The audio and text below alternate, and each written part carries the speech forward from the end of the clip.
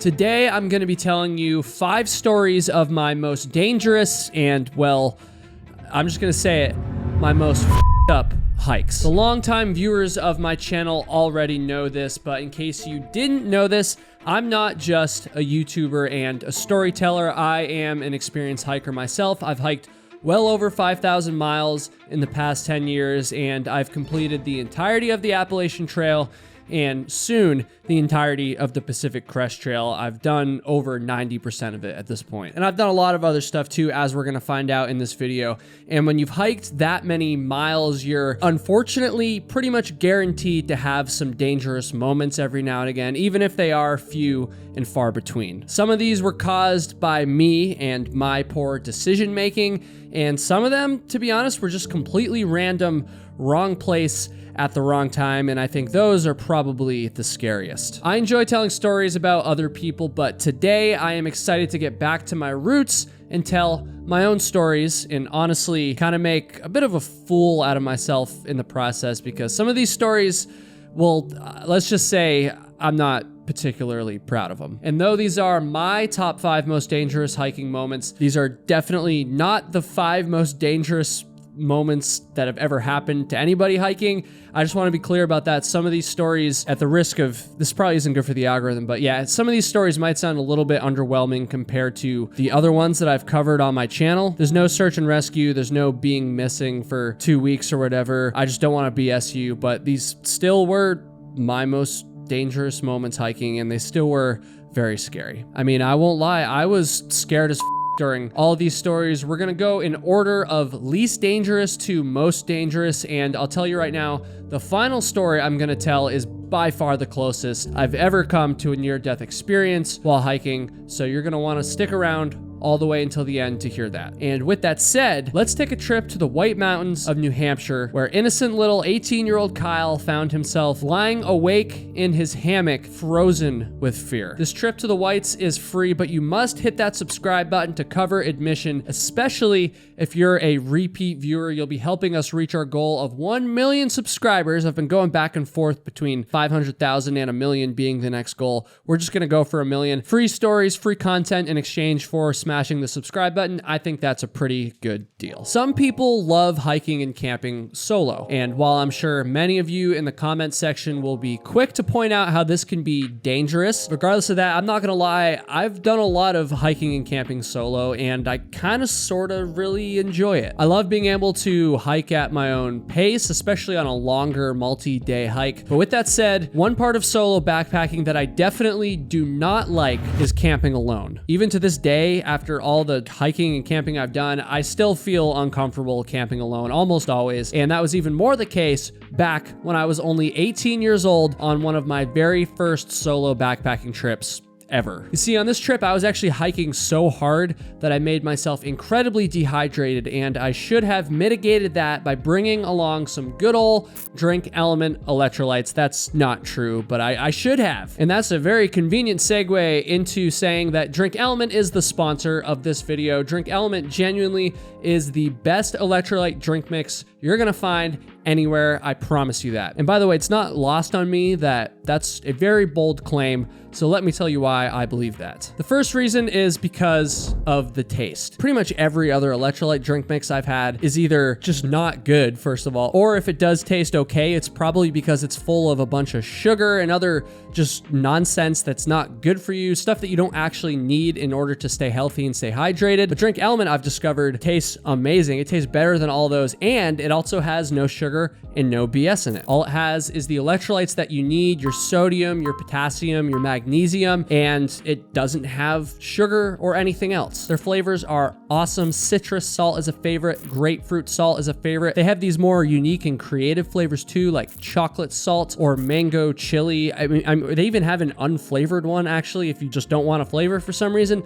They got it all. And I also love Drink Element because I have personally noticed the benefits you get in regards to your muscles and not feeling fatigued, in regards to even your mental state at the time. Now, I'm no doctor here, but it is a proven fact that you need to be consuming electrolytes when you're sweating a lot. I'll just speak from a hiking perspective. Electrolytes are essential if you're going to be doing any sort of strenuous hiking when you're sweating a lot, or if you're just doing any exercise or activity. You could even be just shoveling snow out of your driveway. If you're doing anything where you're sweating, you got to be replacing your electrolytes, and you got to do it with Drink Element. So what you're going to do is go to drinkelement.com/KyleHatesHiking. That's drinklmnt.com/KyleHatesHiking. Go make a purchase of whichever flavor sounds the best to you. And when you do that through my link, you're going to get a sample pack of 8 flavors thrown in with your order for no extra cost. So you can go and try all their awesome flavors. drinklmnt.com/KyleHatesHiking, or click the link at the top of the description. Please go do it. I love this company. And with that said, let's get back to the story. So back to the White Mountains. It was the summer of 2014, and I had just graduated from high school. And so rather than spending the summer partying and getting ready for college, I spent most of it chipping away at a peak bagging list called the New Hampshire 48 4,000 footers. In July of that summer, I had a few days off of work, and so I figured I could actually bang out a bunch of these peaks in one trip if I brought my overnight gear and spent the night along the trail. This would only be the second time in my life that I would be solo camping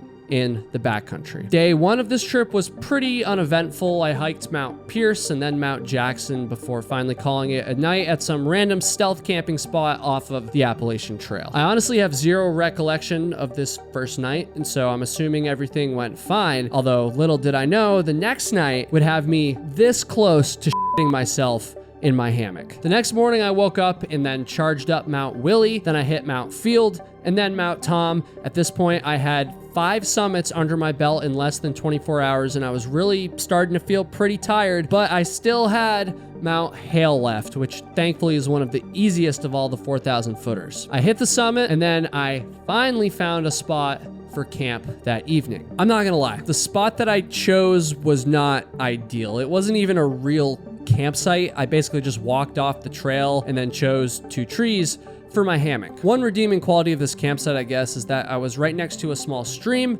and so the soothing sounds of that, combined with the fact that I was absolutely wiped from all the hiking, meant that I fell asleep almost as soon as I closed my eyes, a rarity for myself when I'm solo camping. And I actually slept pretty damn good. That is, until about 11 p.m. when I was jolted awake. A massive thunderstorm was rolling through the mountains, and I could tell with each passing boom that it was heading right for me. I'm sure many of you have probably heard that rule that allows you to estimate how far you are from a thunderstorm by like counting the number of seconds between the thunder and the flash. Each second is supposed to equal a mile away, and to be honest with you, I'm pretty sure this system isn't very accurate. It's probably very unscientific, but regardless, I was doing this while I was laying in my hammock, and each time I would see a flash, the boom was happening faster and faster right after it. And before I knew it, this shit was right on top of me. I'm talking the flash and the boom were happening at exactly the same time. It was just one continuous thing. I was quite literally right in the center of the storm. It was downpouring like you couldn't believe, and I was just laying there in my hammock, just trembling. I felt like a total sitting duck. There was literally nothing that I could do besides just wait for it to pass. And let me tell you, it felt like it took forever for that to happen. In reality, these storms move very quickly, and so it was probably only on top of me for a few minutes, but I don't know, dude, those few minutes were by far the most terrifying thing I'd ever experienced while hiking up to that point in my life. And I'm not gonna lie, even though I ended up being fine, obviously, this incident scarred me for years to come. It took a long time before I felt even somewhat comfortable camping by myself again. And I'm not gonna lie, even to this day, I still get pretty uncomfortable if I hear thunder off in the distance. Thankfully, the area that I was camped in was below tree line. It was a very safe area, which I didn't really understand at the time. I just got lucky. But man, this story left a lasting impact on me and actually influenced my actions in this next dangerous story, and definitely not for the better. So the next summer, I found myself back in the White Mountains, and this time I brought along a girl that I was dating at the time. Now, this girl had hiked before a decent amount, but I don't think, it's been a long time now, but I don't think that she had ever backpacked before. And having the experience I do now and knowing what I know today, in this circumstance with someone who had no backcountry camping experience, I would have paid very close attention to the weather forecast, and I also would have chosen a route that was pretty easy. Instead of doing that, my naive 19-year-old self decided that we were gonna hike a mountain called Owl's Head, which is yet another peak on the New Hampshire 48 4,000 footers list. The reason I chose Owl's Head is because I was trying to do this list and I wanted to check it off the list, which was selfish because, as we eventually found out, this was not the right place for somebody's first overnight backcountry trip. We started off from the Lincoln Woods trailhead and we slogged a number of miles through rough but relatively flat terrain, and we also crossed a number of rivers. At this point, we were deep inside the Pemigewasset wilderness, and though the rivers were at a normal level, I mean, this is a wilderness area, there's really no bridges at all. So every time that we would come to a river, and again, there were a bunch of these, we had no choice but to just send it right through the river, get our feet wet, that whole thing. But regardless of that, eventually we did get to the base of Owl's Head, and from here the trail follows what we call a slide, and it just kind of shoots straight up over loose rocks, kind of in an opened, clear area, until you finally reach the summit. We scrambled up the slide, we tagged the summit of the peak, yay, I got to check another one off the list, and then we turned around. At this point, it was getting later in the afternoon, and our plan, or I guess I should say my plan, I was the one leading this trip, she was just along for the ride. My plan was for us to get back down the slide and then hike back a couple miles in the direction of the car before finally setting up camp. Then the next morning, we would just hike the remainder of the way, backtracking back out to the trailhead. We were almost down the slide when things began to unravel. I could see off in the distance that an afternoon thunderstorm was fast approaching, and I'm not gonna lie, the first thing that entered my mind was the traumatic experience in those same mountains that I had had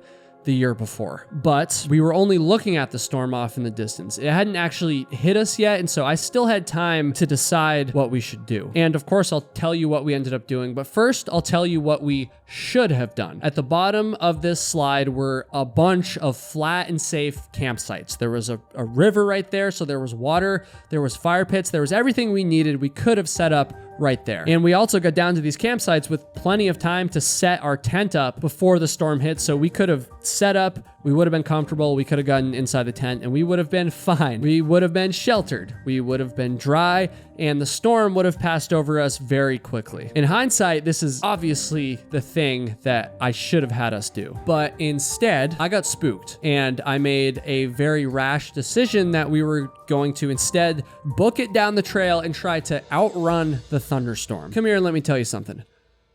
You can't outrun a fucking thunderstorm. You can't do it. And of course, we didn't make it very far before, just like the previous year, the storm was right on top of us. I'm talking lightning flashing through the woods, thunder crashing all around us at the same exact time, and it started to downpour hard. And instead of being safe and sound and dry inside of our tents, we were just ripping it down the trail, which is very unsafe for anybody to do, but especially an inexperienced backpacker who had never carried like a heavy backpack. My ex-girlfriend easily could have rolled an ankle or fallen and hurt herself in this situation. We're rushing down the trail over very difficult terrain, and that's nothing compared to the danger that I put her and myself in when we reached the rivers that we had to recross. Because of the torrential downpour, these rivers were now rising and raging fast. The current in these rivers was now way stronger than it was when we had came in before, and neither one of us, especially her, had the level of experience necessary to be hastily rushing through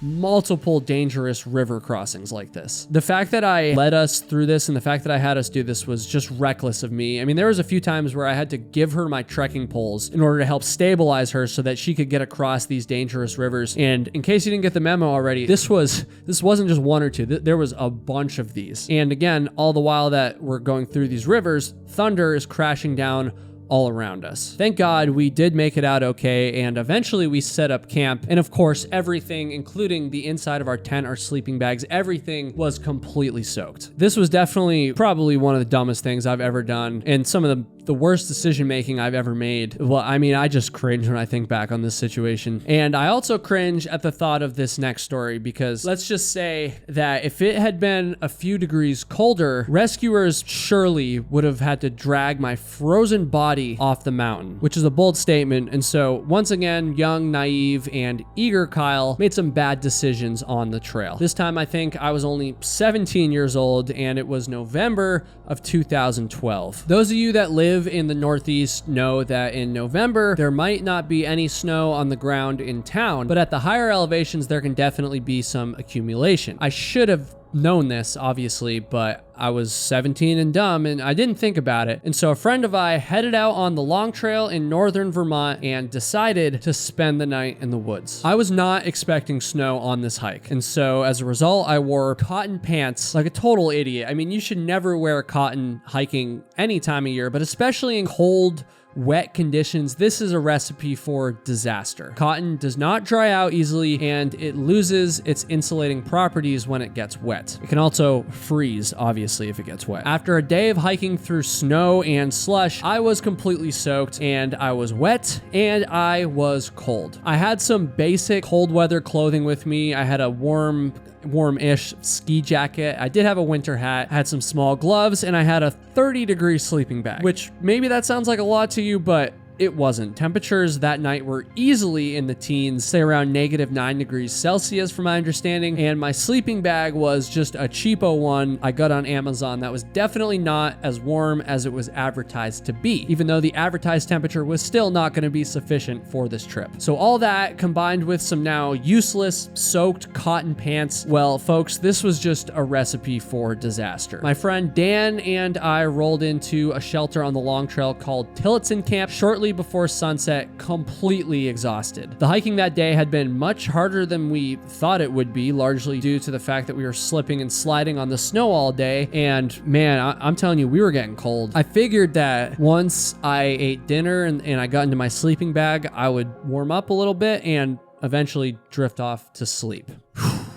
Let me tell you, folks, there is no worse feeling than getting into your sleeping bag, your final layer of warmth, and still being just totally freezing cold. I'm not talking a little uncomfortable, like maybe, oh my God, it's a little cold. I'm talking straight up shivering, no chance at sleep cold. We did not sleep that night at all. We shivered and shivered until finally, hours later, the sun came up, and then as soon as it did, we got the hell out of there back to our car and just completely blasted the heat. This story is so dangerous because if it had been even 10 degrees colder that night, an extremely uncomfortable situation could have quickly turned into a deadly one. We had no idea it was going to be that cold, and if it had just so happened to be in the single digits that night, say, well, then I had wet clothing, I had an inadequate sleeping bag, I would have been totally screwed. We also didn't bring tents on this hike since we were planning on sleeping in the shelter. And so if we hadn't made it to the shelter for whatever reason, I mean, we would have been screwed. Things could have ended tragically. For sure. Clearly, I made some bad choices on the trail in my younger days, and thankfully I've learned from them, and I haven't made any choices like that in a long, long time. However, while good decision making can mitigate most risk in the outdoors, it can't mitigate every risk. And so these next two stories are much more recent, and these are just wrong place, wrong time scenarios. When people think about dangers associated with the outdoors, dangerous animal encounters are usually one of the first things that comes to mind. Bears, mountain lions, snakes, these are probably the animals that people usually think of first. And while all those animals definitely can be dangerous, experienced thru hikers know that there is yet another animal besides those that is far more likely to hurt them. The animal that I'm talking about here would be the dog. Now, mountain trails that are deep in the backcountry rarely have dog problems, but there are a lot of long distance trails out there that require frequent road walks or at least road crossings, and these trails are where hikers really need to be alert to the dangers that random dogs pose. Unfortunately, many people who live along these trails do not keep their dogs leashed or fenced in. A lot of these are just like very rural roads, very rural areas. People have large amounts of property, so they're not really thinking about these things. And as a result, angry,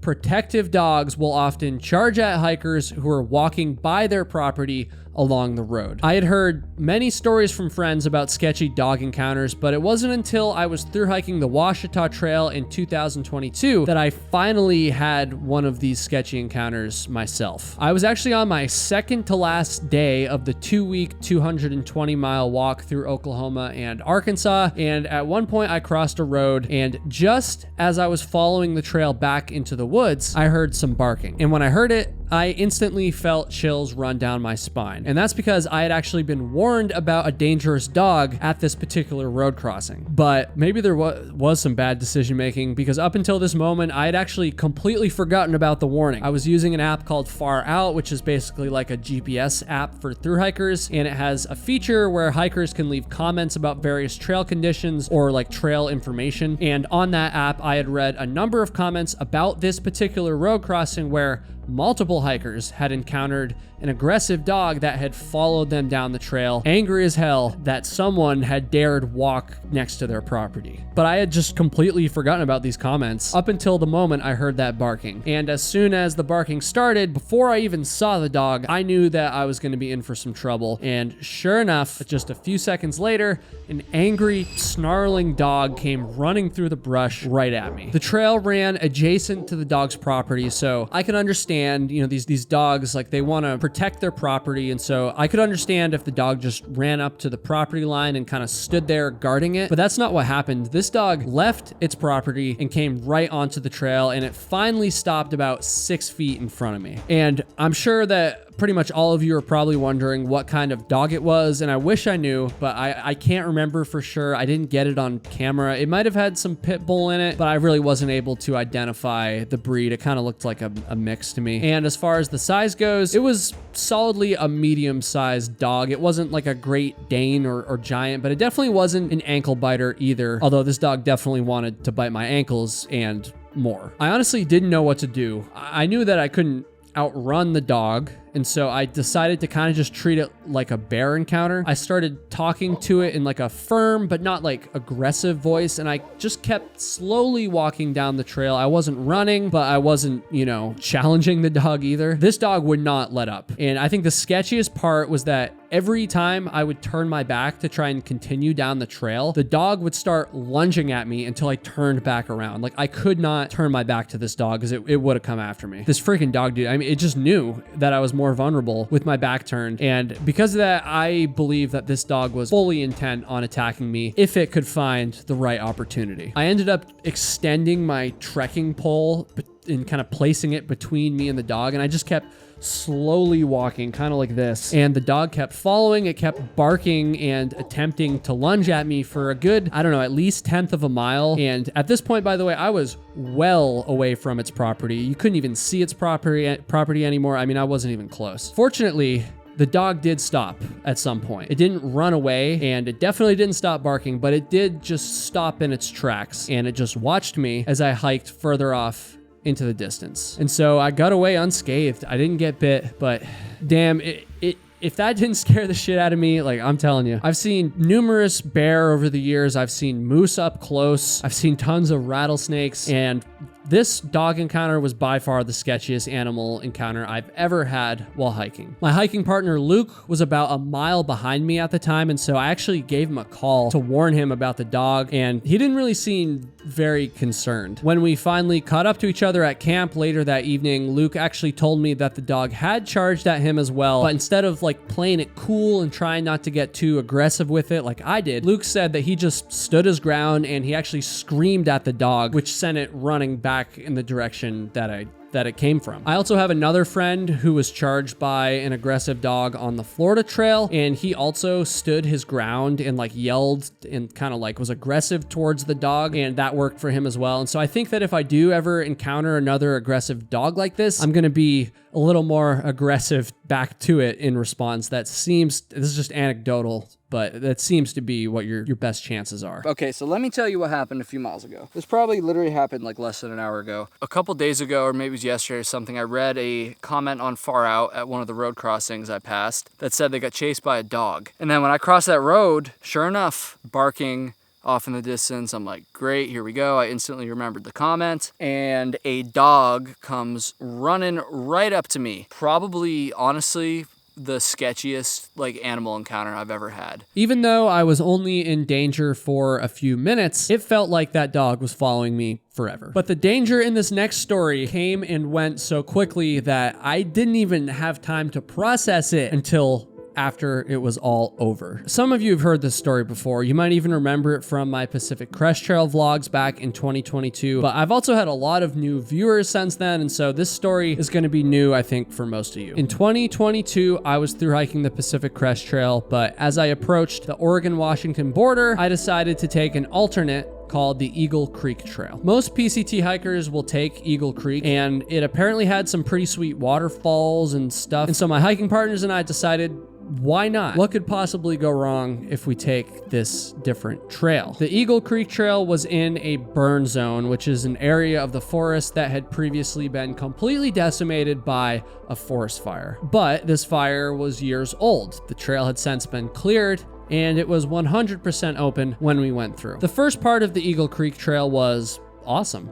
We stopped and we went for a swim, and then we started hiking along the edge of a huge drop-off. The trail had essentially been carved out of an incredibly steep slope. On our right was a wall of earth, and on our left was a roughly 200-foot drop, super far down, and this drop ended at the waters of Eagle Creek itself. So we're going along, and at some point, Brandon, myself, and Flossie, the other folks that I was hiking with, had kind of spaced out in that exact order. Brandon was some 30 yards in front of me, and then Flossie was roughly 50 yards behind me. I was actually hiking along with my headphones in. Dude, I was rocking out, and I was pretty, I would say somewhat oblivious to what was going on around me. And then all of a sudden, I started to feel the earth shake. So this entire story all happened in like a split second. So I didn't really have time in the moment to process what was going on, but my gut started to tell me that a tree was falling from the right side of the trail. I looked up and I saw Brandon huddled up against the wall side of the trail. It looked like he was trying to kind of get up against the wall to protect himself from something coming down from above us. And I think the worst part about it was he looked extremely scared. Seeing that look on his face really freaked me out, because Brandon is a very lighthearted, fun guy. And so seeing this fear in his eyes, I don't know, this just instantly told me that something very bad was about to happen. All of this is just happening so fast. And so in this moment, I just started to run. I ran up the trail towards Brandon. I could just tell that something was coming down the slope on the right of me. And if it hit me, I would have either been flattened or it would have knocked me the 200 feet off the drop-off down into the river. That was a fall that I was not gonna survive. Now, I didn't see what happened because I was running away from it, but Brandon was looking back at me, and so he saw all of this unfold right in front of his eyes. According to him, a giant boulder the size of a small car, that's what he said, came tumbling down the slope, crossed over the trail, and then off the cliff, eventually falling into the river below. When this boulder hit the water, it sounded like a bomb had gone off. And again, according to Brandon, the boulder was about 15 yards behind me when it finally came over the trail, which is very close already. But just think about if I hadn't started running, if I was still just going along, then who knows? Something fucking crazy just happened. A freaking huge rock just fell off of this cliff. Brandon was standing like right where I am, right where these rocks are is where it came over. And I just freaking booked it when I got right here. I was probably about right here maybe when it actually fell. So pretty close.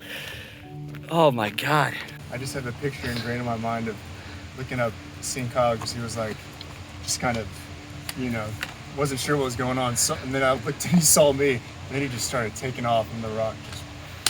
One of the sketchiest things about this incident is that the boulder came down between me and Flossie. Again, he was about 50 yards behind me, but it literally split the middle between us. If we had all been hiking close to each other, you know, 1, 2, 3, then who knows what could have happened. This is one of those freak accidents or incidences that, like, there really isn't that much to learn from. It's so random and rare. I guess you could say that I shouldn't have been wearing headphones, but I still think I would have reacted in the same way. So I don't know. Be safe out there, everybody. Hit the subscribe button if you found yourself watching a lot of my videos, and I'll see you next week.